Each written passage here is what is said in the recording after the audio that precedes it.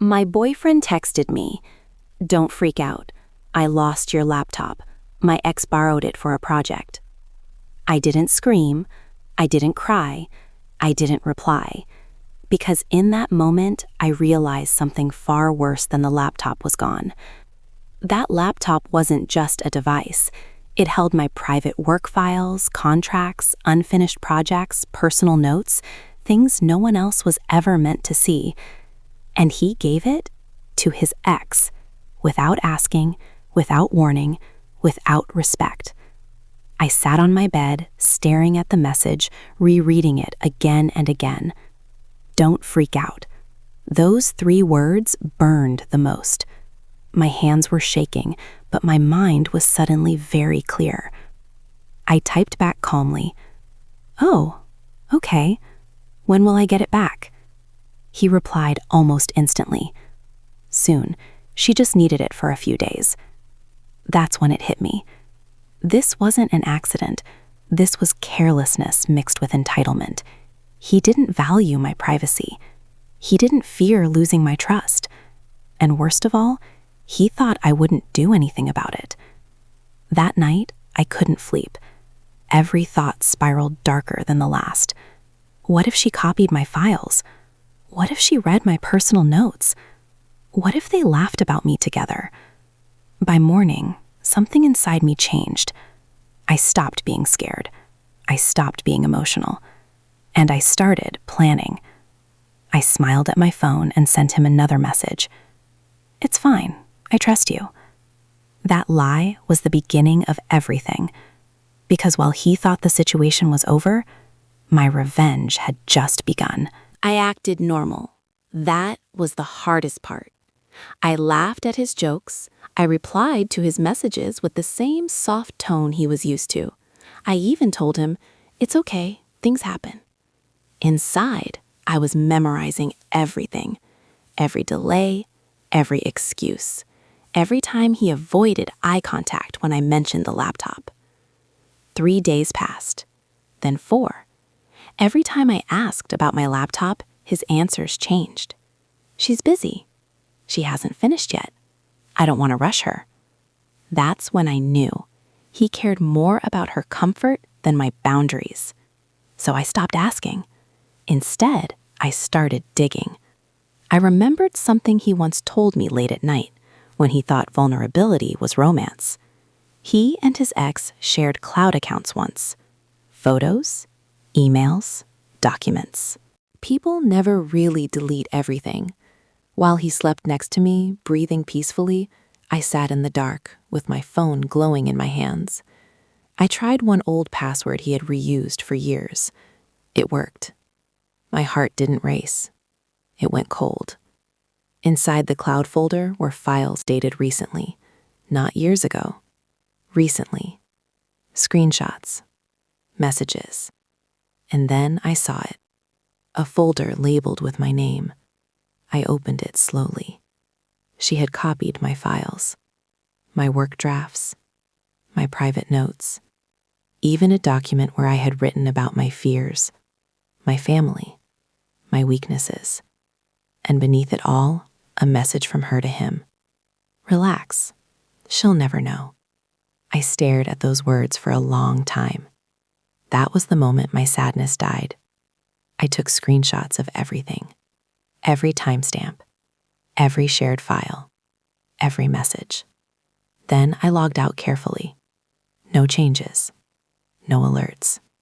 By morning, I kissed him goodbye like always. He smiled. Confident. Unaware. He thought I was powerless. He had no idea I now held enough truth to destroy the version of himself he pretended to be. And the best part? I still hadn't told him I knew. Not yet. Because revenge tastes better when the other person believes they're safe. I didn't confront him. That's what he expected. Instead, I became softer, quieter, the kind of girlfriend men describe as understanding. I told him I trusted him. That word made him relax. People get careless when they think they're forgiven. I started planning. First, I backed up everything on my own cloud. The evidence, the screenshots, the metadata, I organized it like a case file, not like an emotional mess. Dates, times, proof. Then I did something he never thought I would do. I reached out to her. Not angry, not accusing, polite. I sent one short message. "Hey, I heard you borrowed my laptop for a project. I just wanted to check if everything transferred okay." She replied within minutes, too confident. "Oh yeah, it's safe. Your boyfriend said it was fine." That was mistake number 1. I thanked her. Then I waited. 2 days later, I sent another message, casual, almost friendly. "I realized some of my work files might still be there. Could you email them to me?" She hesitated this time. Hours passed. Finally, she replied, "I already deleted everything." That was mistake number 2, because I already had proof she hadn't. I didn't argue. I didn't push. I just said, "Okay, no worries." Then I made my move. I contacted the company whose logo appeared in her project folder, not with accusations, with concern. "Hi, I believe some of my copyrighted work may have been used in a draft presentation under your company name. I just wanted to clarify ownership." Professional, calm, deadly. Within 24 hours, they replied. They wanted a call. While that was happening, my boyfriend started acting strange, checking his phone more, asking questions like, "You're not mad, right?" Watching my face for reactions. I smiled every time, because now the pressure wasn't on me, it was on them. They thought the problem was buried. They didn't realize I had planted it where it would grow teeth, and when it finally surfaced, they wouldn't be able to run. The first crack appeared on a Tuesday night. He came home late. Too late. Not guilty late. Scared late. His phone buzzed non-stop while he was in the shower. I didn't touch it. I didn't need to. I could hear his breathing change through the door. Short, sharp, uneven. That's the sound of someone realizing the lie is collapsing. At dinner, he barely ate. Kept staring at his plate like it was going to accuse him. "So, work okay?" I asked gently. He flinched. "Yeah, just busy," he said too fast. I nodded, took a sip of water. Then I dropped the smallest possible stone. "I got an email today," I said, "about the laptop." His fork froze midair. "What email?" I looked confused, innocent. Just someone asking about file ownership? Probably nothing. Silence. The kind that screams. That night he didn't sleep. I could feel him turning, checking his phone, sitting up, lying back down. Around 3 a.m., he whispered my name. I pretended to be asleep, because confrontation would have saved him. And I wasn't here to save anyone. The next morning, she texted me. Not polite this time. "Why did you contact my company?" There it was. I waited an hour before replying. I didn't. They contacted me. A lie, but a clean one. Her response came instantly.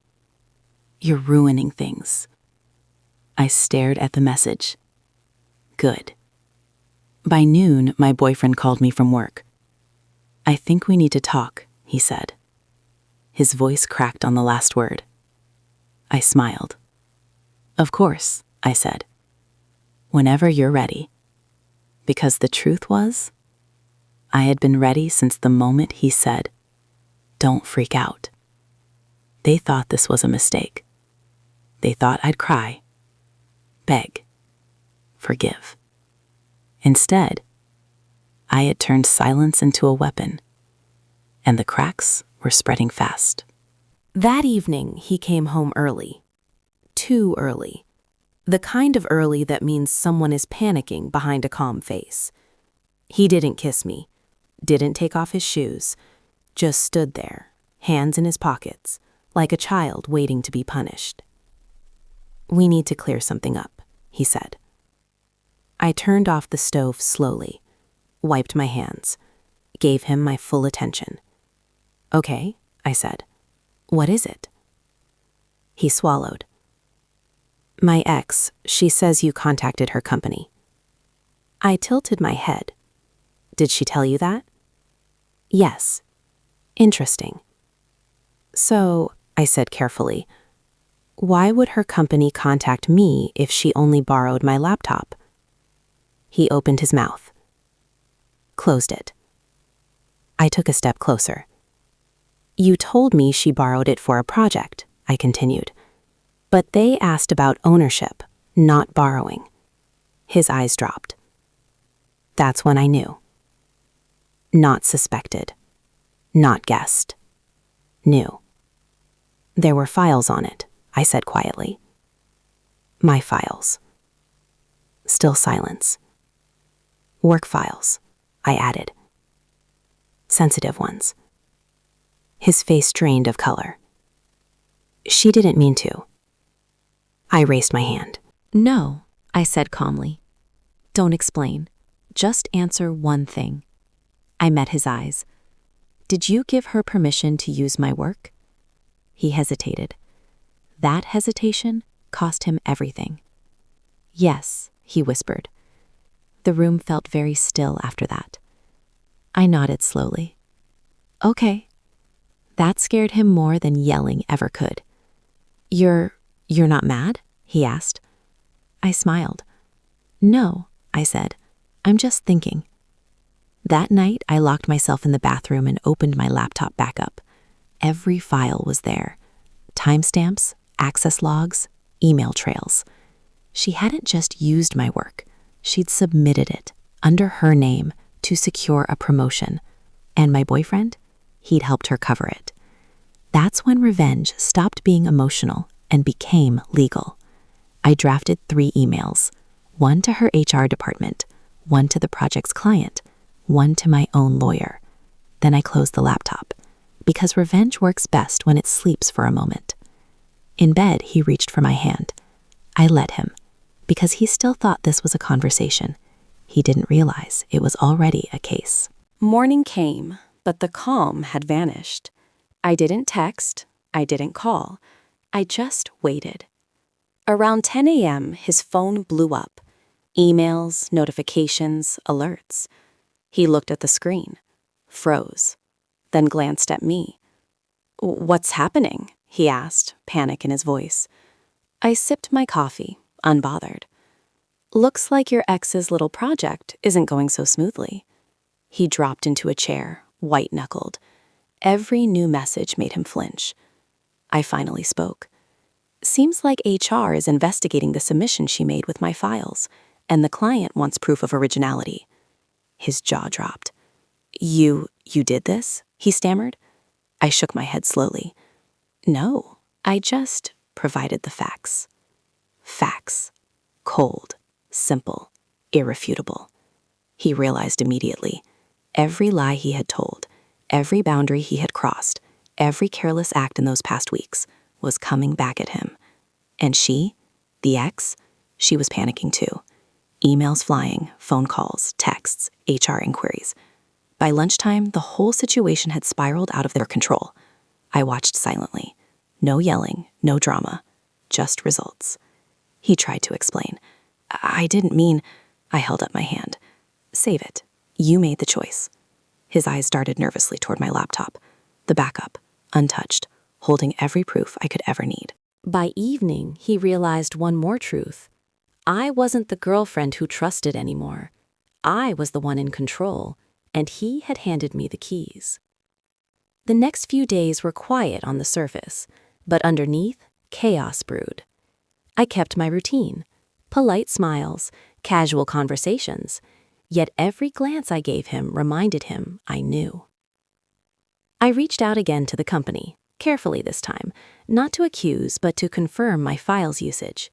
Every email I sent was meticulous, professional, and irrefutable. Then I leaked a subtle hint to a few of our mutual friends. Did you know he shared my files with someone else? I said casually. Oh, really? That's interesting, they replied, curiosity piqued. By the 3rd day, whispers began. He could feel it, the tension growing around him.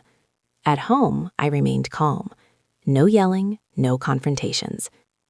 He tried small apologies. I didn't think it would matter. I was just helping. I nodded like a teacher listening to excuses from a failing student. Every word he spoke reinforced his guilt. Every reaction betrayed his fear.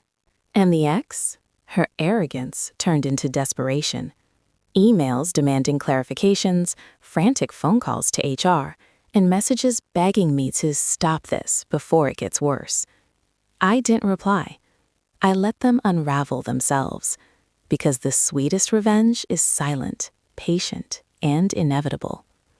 By the end of the week, he avoided my eyes. Even our friends noticed. Even his colleagues noticed. He realized the damage wasn't just professional, it was personal, and there was nothing he could do to stop it. The trap I had set was now fully sprung. By the time he understood what was happening, it was already too late. The company scheduled an internal review. Not dramatic, not loud, just quiet emails with serious subject lines. Routine compliance check. That's what broke him. He started asking questions he was afraid to hear the answers to. Did you say something?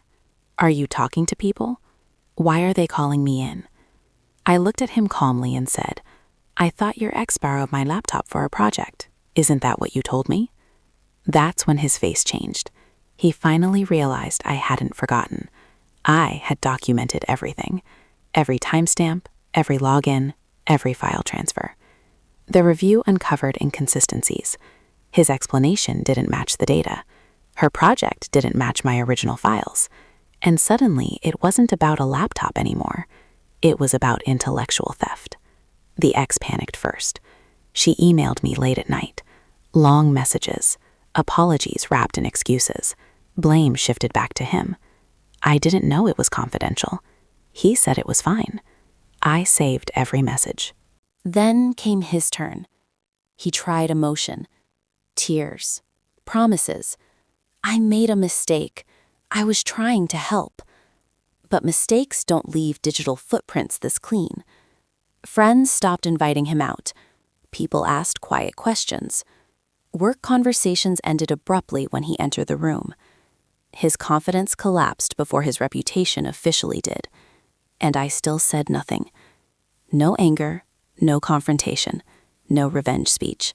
Just patience. Because the truth doesn't need volume. It only needs time. And time was finally on my side. The day everything went public, I did nothing.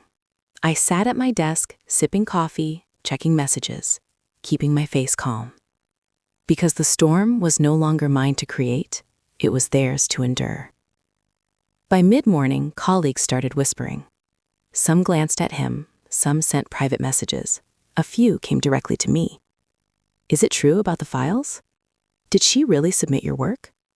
Wow, I didn't realize. He could feel it. The weight of every eye in the office. HR emailed him directly. The clients called him. His phone didn't stop buzzing. He turned to me, desperate. Please, I can explain. I shook my head slowly. No, you can't. I documented everything. Every word, every file, everything. He swallowed hard, his face pale. He realized the game was over. Meanwhile, his ex received her own share of chaos. The company verified the files. She had claimed them as her own. She couldn't argue. I had everything backed up. By noon, formal notices were sent. Corrections had to be issued. Internal warnings logged. Promises of consequences if any action was taken. I watched it all quietly. No yelling, no confrontation. Just the sweet satisfaction of seeing truth and justice unfold. By evening, he didn't speak. The ex didn't call. Their confidence shattered. And I smiled. Because the lesson wasn't just taught. It was etched into their reality. A lesson they would remember for the rest of their lives. The week ended, but the impact didn't fade. He avoided me entirely now. Not out of anger, not out of shame, but out of fear. Fear of me and of what I could do next. The ex, she quietly resigned. No drama, no confrontation, just a disappearance from my world. I walked through my apartment one evening, laptop in hand. Every email, every document, every text perfectly saved. Evidence of the chaos they had caused and the consequences they deserved. And yet, I didn't gloat. The power wasn't in revenge itself. It was in patience, planning, silence, knowing that the truth, when revealed, speaks louder than any argument. My files were restored. My work remained intact. My boundaries respected. They had underestimated me. They had assumed I would panic. They had assumed I would beg, cry, or confront recklessly. Instead, I became a silent storm, calculating, unrelenting, inevitable. And in the end, they learned what happens when someone they try to control decides to fight back, without mercy, without anger, without noise. I had won. Not just the battle, but the respect I deserved. And they would remember it forever.